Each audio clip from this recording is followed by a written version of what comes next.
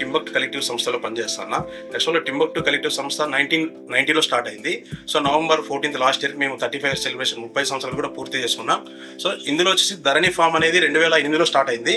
So ధరణి form కూడా 17 సంవత్సరాలు పూర్తయింది. సో ధరణి ఫామ్ అనేది రైతుల పరంగా పనిచేస్తాం. సో చుట్టూ ఉన్నట్టు 10 మండలాల్లో దాదాపుగా మేము పనిచేస్తాను. 10 మండలాల్లో 2,500 మంది రైతులు 12,000 ఎకరాల్లో పంటలు పండిస్తున్నాం, ఆర్గానిక్ గా పండిస్తున్నాం. సో మా ఏరియా వర్షపాతం అనంతపురంలో మీకు తెలిసి ఉంటుంది. యాక్చువల్గా అనంతపురంలో వర్షపాతం నమోదు తక్కువ అవుతుంది. సో ఎక్కువగా మేము మోటివేట్ చేస్తున్నాం చిరుధాన్యం పైన.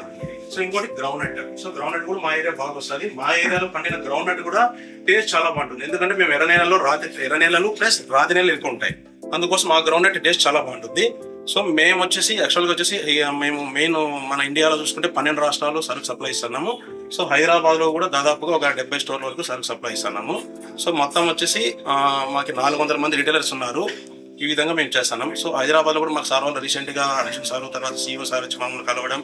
సో నిజంగా ఇలాంటి వాళ్ళు ముందుకు రావడం చాలా మంచిది.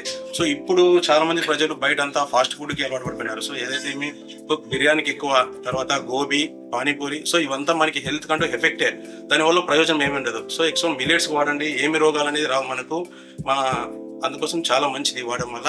So thank you. సో ఇలాంటి వాళ్ళు ఇంకా కొంచెం ముందుకు రావాలని కోరుకుంటున్నాను.